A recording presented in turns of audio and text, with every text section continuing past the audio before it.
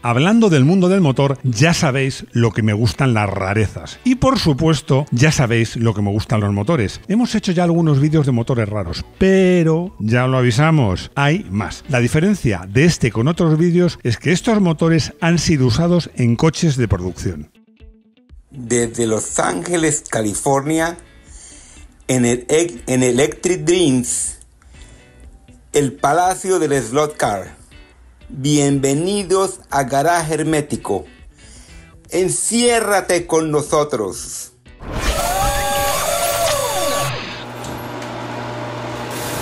Hoy vamos a dejar atrás motores tan corrientes, no vulgares, corrientes, como los 4 cilindros en línea, los tradicionales V6 y V8. Algún V8 habrá, pero muy particular. Y vamos a hablar de motores que son raros, o bien por su configuración, o bien por su aplicación al coche. Esto ya lo entenderéis. Algunos de estos coches han quedado relegados al olvido, otros no. Pero vale la pena que me acompañéis a hacer un viaje por 10 motores olvidados que seguramente alguno de ellos no conoces. 6 en línea transversal. Aunque no te lo parezca, comenzamos fuerte, porque os preguntaréis, ¿6 en línea? ¿Un motor raro? 6 en línea es un motor muy corriente. Sí, un motor muy corriente, pero es un motor que por su configuración, es un motor largo y estrecho, es ideal para un coche con una configuración clásica, motor delantero y propulsión trasera, o incluso motor central, pero no para una tracción delantera con motor transversal. Ahora bien, te propongo que te imagines esta situación. Eres un fabricante de coches que tiene un modelo, tracción delantera, que va muy bien, y quieres escalar y hacerle más potente. Y tienes un buen motor de 6 cilindros, pero en línea. Y dices, longitudinal no me cabe. ¿Y si intento meterlo transversal? Es realmente complejo meter un motor de 6 cilindros en línea transversal en un coche de tracción delantera, porque el espacio entre las dos ruedas es limitado. Y ahí tiene que ir el motor, por supuesto, tiene que ir el cambio, tiene que ir el diferencial, tienen que ir muchas cosas y compartir ese espacio tan reducido. Por ese motivo hay poquísimos. El que podemos considerar el primer coche, al menos fabricado en serie, con un motor de 6 cilindros en línea transversal, fue obra de British Motor Corporation, que hacía cosas muy raras, británicos, que colocaron un motor así en el Austin Kimberley en los años 60. Instalaron su motor de la serie E transversal.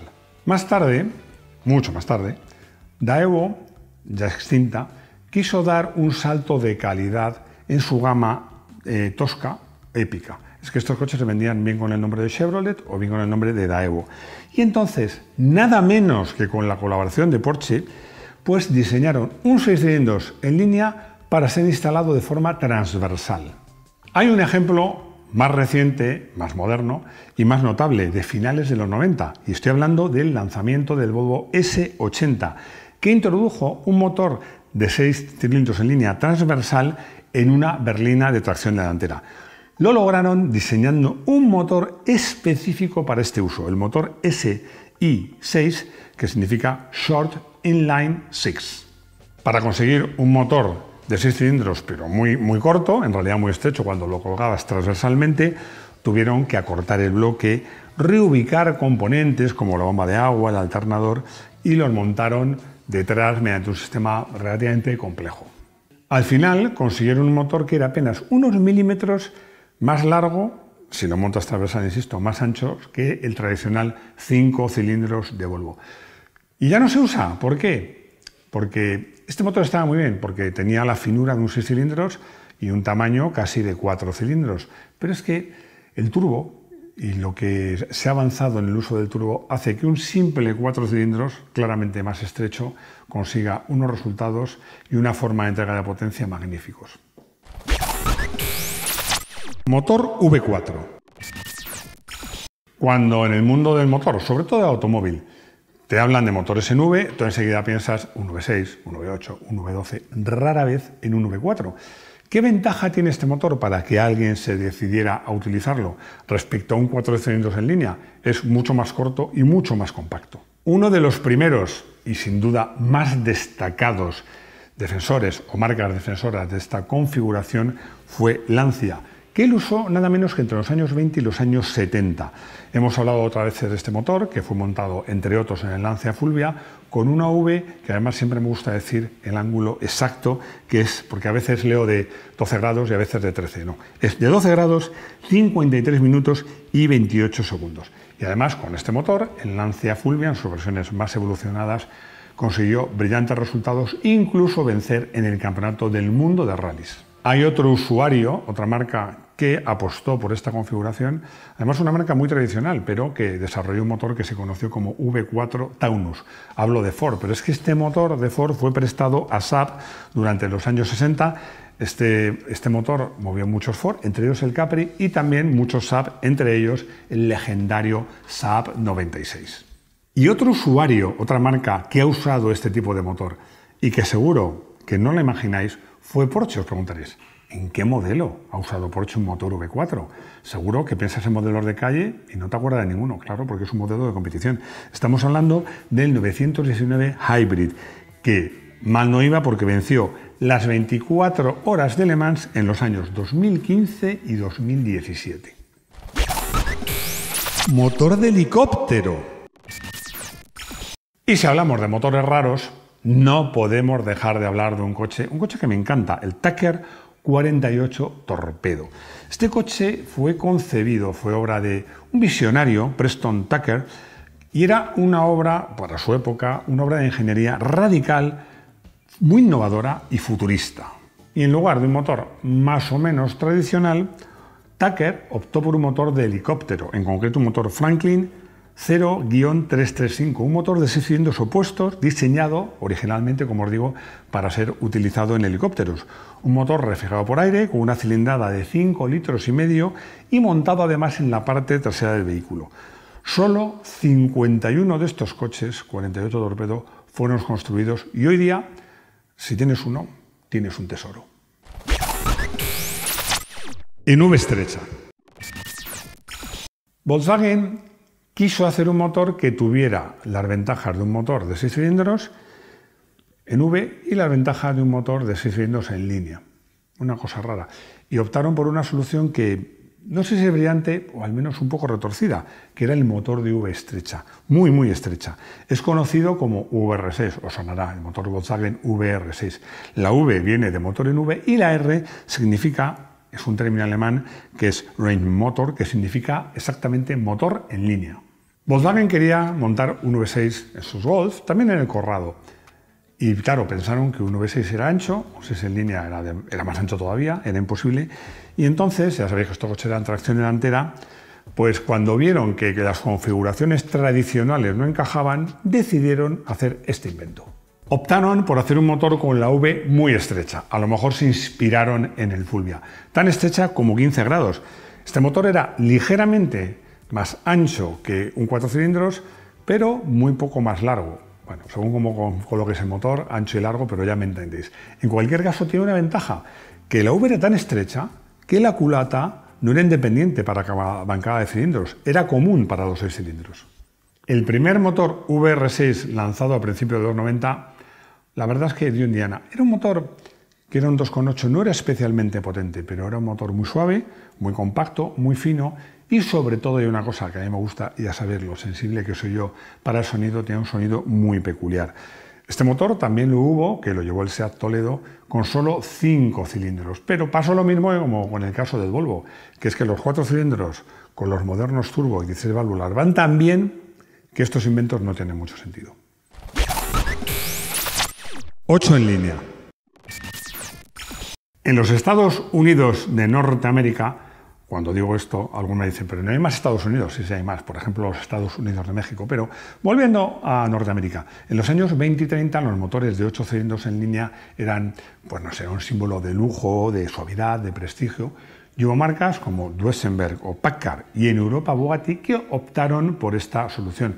Eran motores muy largos que generaban coches con unos capós larguísimos, lo cual, pues lejos de ser un inconveniente, acababa siendo una ventaja porque les daba una señal de prestigio. Un capó tan largo pues implicaba llevar un motor muy largo, muy grande y muy fino. Pero esos motores tan largos, sobre todo en esos años, tenían sus inconvenientes. el cigüeñal era larguísimo, con lo cual pues estaba sujeto a vibraciones, flexiones, una vibración torsional que podía hacer que los motores fueran un poco frágiles. Los ingenieros pues diseñaron amortiguadores de vibración, hicieron muchas virguerías, cigüeñales de mucha calidad, pero claro, todo esto a su vez pues tenía su contrapunto en que estos motores eran muy caros de fabricar. Y después de la Segunda Guerra Mundial, los americanos descubrieron el V8, que es el motor norteamericano por excelencia. Más fácil, más sencillo de construir, más barato, muy bien equilibrado. Así que a partir, se puede decir que de los años 50, prácticamente los motores de 8 cilindros en línea desaparecieron en favor de los 8 cilindros en V. Motor W8. Tras el éxito del VR6, Volkswagen pensó en hacer algo parecido, pero con un V8. ¿Y qué hizo? Pues partió de un VR5, que a su vez era un VR6 con un cilindro menos, le quitó otro cilindro, lo dejó en un 4 cilindros y los puso juntos. Y así creó el motor W8. El resultado es que era un motor de 8 cilindros, pero mucho más compacto que un 8 cilindros convencional. Tan compacto que les cabía en un coche, en el Volkswagen Passat, de tracción delantera colocado transversalmente. Bueno, pues ese fue el uso para el que desarrolló este motor, aunque luego este motor, mejor dicho, tuvo muchos usos. No soy muy fan de este motor, lo reconozco, aunque al mismo tiempo reconozco que su ingeniería es fascinante, pues a pesar de tener 4 bancadas de cilindro, todo el conjunto estaba contenido en un bloque realmente compacto con 2 culatas, y su sonido también es único, es muy distintivo y muy distinto a un clásico V8. Pese a este excelente motor, el Volkswagen Passat W8, producido entre 2001 y 2004, fue un vehículo rápido, refinado y fue un fracaso comercial. Era costoso de producir y complejo de mantener. Sin embargo, el W8 daría lugar a otros motores impresionantes, como los motores W12 usados por Audi y Bentley y el legendario motor W16 del Bugatti Veyron, entre otros. V8 refrigerado por aire. La refrigeración por aire, que es mucho más sencilla, era relativamente corriente en motores pequeños, sin ir más lejos, el 2 caballos o el escarabajo, pero en todo un V8 era muy raro, sobre todo si ese motor V8 iba colocado detrás. Este era el sello de identidad de la marca Tatra, la marca checa, que utilizaba estos motores V8 de refrigeración por aire colocados detrás. Hemos hecho un vídeo que vale la pena ver si te interesa la marca, que se titula Historia de Tatra, vais a alucinar. Y es que a partir de los años 30, más o menos, Tatra empezó a construir berlinas de lujo con una configuración, como os digo, muy inusual, porque el motor V8 iba detrás, era muy ligero para ser un V8 porque todo el bloque era de aleación ligera y tenía además estos coches unos diseños muy aerodinámicos y muy futuristas. En lugar de un radiador enorme, que detrás no iba a caber y delante había que llevar el agua hasta ahí delante, eran coches muy largos, pues optaron por ponerle la refrigeración por aire y unos ventiladores enormes. ¿Qué problema tenía este motor? Bueno, entre otras cosas de reparto de pesos, lo que tenía es que era muy ruidoso, porque cuando el coche estaba en marcha daba igual, pero cuando se paraba se disparaban los ventiladores y metían un ruido tremendo, mucho más que un motor V8 de refrigeración líquida. Freevalve, sin árbol de levas. Vamos a hablar de un motor del que también hemos grabado un vídeo específico titulado Koenigsegg Freevalve, un motor revolucionario. Y es que durante más de un siglo, toda tu existencia, pues los motores de combustión han dependido de un árbol de levas para regular pues, que suban y bajen las válvulas cuando toca. La tecnología Freevalve a mí me encanta porque se elimina por completo el árbol de levas. Cada válvula tiene un actuador electrohidráulico y una centralita electrónica gestiona independientemente válvula a válvula, cilindro a cilindro, cuándo, cuánto y a qué velocidad se tienen que abrir y cerrar las válvulas. A mí me parece pura magia y yo creo que es una tecnología que me sorprende que no haya progresado todavía más. Es que sobre el papel las ventajas de esta tecnología es tremenda porque puedes hacer un motor más rápido, más pequeño, más potente, hasta un 30% más potente, porque mover un árbol de levas Y vencer la resistencia de los muelles, hicimos un vídeo sobre distribución, requiere mucha energía. El fabricante chino Coros presentó un prototipo funcional y Koenigsegg ha integrado esta tecnología en su modelo Gemera, con un diminuto motor de solo 3 cilindros, 2 litros, pero que produce 600 caballos. Turbina de avión. La idea de instalar un motor de avión en un coche puede parecer una locura.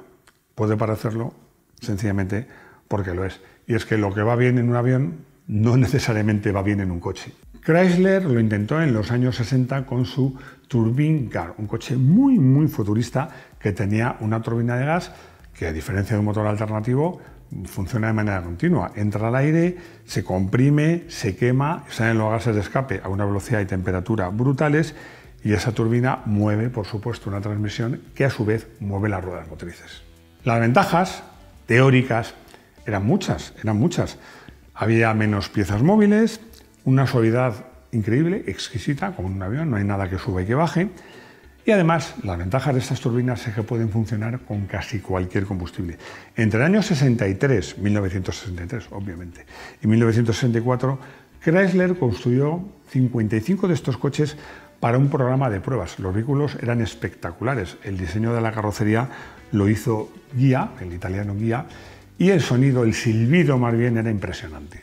Sin embargo, los problemas eran mayores que las ventajas. Por ejemplo, notable retraso al acelerar. Tú acelerabas y hasta que la turbina se ponía en marcha había un retraso, ríete tú, de un turbo. Alto consumo de combustible, gastaban una barbaridad. Los gases de escape, es que los gases de escape que salían son como una turbina de un avión, abrasaban, a un peatón lo podían abrasar. Y luego el coste de fabricación era altísimo. Estos se hicieron prototipos, pero este coche nunca pasó a la fabricación en serie y los prototipos fueron destruidos y los pocos que sobreviven valen su peso en oro. V-Twin. El motor de 2 cilindros en V pues es muy frecuente en las motos. En las motos es muy habitual. En los coches, en cambio, es muy raro. Y como os podéis imaginar, pues su mayor ventaja es su simplicidad y su compacidad. Por eso se han usado tanto en las motos, tanto longitudinales como transversales. En el mundo del automóvil, el motor de 2 cilindros en V no ha existido por muchas razones. Entre otras, pues la cilindrada tiene que ser muy pequeña, pero además genera muchas vibraciones. Bueno, en una moto las vibraciones se viven de otra manera. Fijaos que yo creo que el ejemplo paradigmático de una moto cuyo símbolo es el motor de 2 cilindros en V, que es Harley, además una V muy particular, a 45 grados. Yo creo que las vibraciones de ese motor, que por ello son un inconveniente, se han acabado convirtiendo en un sello de identidad de la marca. Pero aquí estamos hablando de coches. El coche que yo creo que alcanzó más éxito y más difusión con 3 ruedas fue el famoso Morgan Three-Wheeler, el nombre muy original, y muchas copias que hubo de este coche, entre otras en España una copia muy bien hecha que se llamaba Bandido. Conclusión. Me encanta la gente, los ingenieros, las marcas que arriesgan y se atreven a hacer cosas diferentes, porque estos motores demuestran que en el mundo del automóvil la ciencia, la ingeniería, son importantes, pero también la creatividad y una cierta dosis de audacia. Me gustaría saber cuál de estos motores te ha gustado más y ya sabes que te leo y lo leo en los comentarios. Y algunos preguntaréis que no he metido ni un solo coche con motor atómico, sí, con motor de energía nuclear, que fueron popularísimos, sobre todo en los Estados Unidos de Norteamérica en los años 50 y 60. A mí esos coches me fascinan y de hecho estaba pensando hacer un vídeo sobre ese tipo de coches, pero quería preguntaros, ¿os interesa este tema? Porque por ahí tengo mi Pepito Grillo que me dice que este vídeo de motores, de coches con motores atómicos no va a interesar a nadie. Yo creo que sí. Por favor, ayudadme y dadme una pista. Motor del día.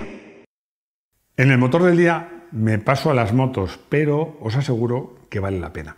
Vamos a hablar del motor Honda de pistones ovales, que nació en los años 80. ¿Por qué nació este motor? Porque en ese momento el reglamento prohibía los motores de más de 4 cilindros y Honda quería competir con un motor de 4 tiempos contra los motores de 2 tiempos. Para eso pensó que necesitaba un V8, pero no podía hacerlo por reglamento, así que decidió hacer este motor con pistones ovales.